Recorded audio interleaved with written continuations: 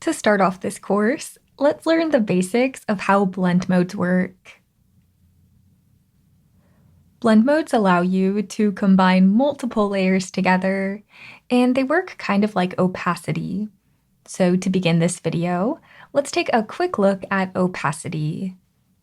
So for this demonstration, I'm just going to put a red fill layer on top of this photo. So first, I'll come up to the top of the screen to Layer. Then I'll go down to where it says New Fill Layer. With that applied, we can go ahead and change the color over here in the Color panel. So I'll just make this red. Now we can go down to our Layers panel, and we can adjust the opacity by clicking and dragging on the word opacity. So as I do this, notice how the red gradually disappears. And as I bring it back up, the red comes back. By changing the opacity, I'm able to affect how this red fill layer will blend with the photo underneath it. But there's nothing smart about it. I'm really just making the red more and less visible. But if I were to use blend modes, then I can combine these layers in more interesting, smart ways. So let's go ahead and take a look at how it looks when I use different blend modes.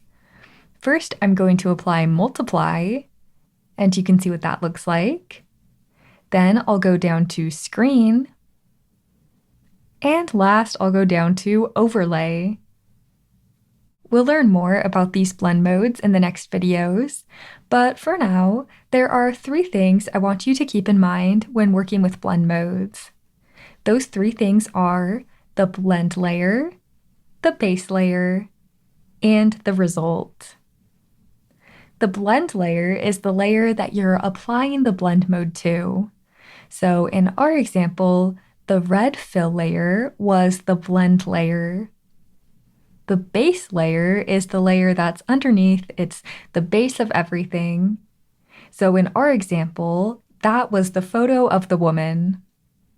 And the result is just what the final image looks like, which in our example looked like this. By knowing these 3 terms, you can begin to understand how blend modes work. At the most basic level, every blend mode is really just a math equation. So by using math, Affinity will create a resulting image by combining the base layer and the blend layer.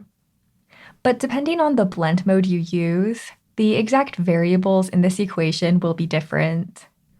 Just as an example, here's the equation for the lighten blend mode.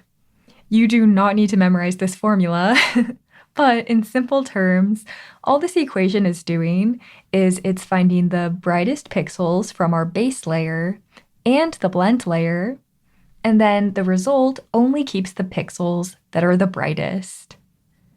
So as a simple example, you might have a base layer that looks like this, and a blend layer that looks like this. Then, if you use the lighten blend mode, only the brightest pixels from each layer would be kept in the resulting image. Every blend mode has a different formula that it uses, making each blend mode useful in different situations.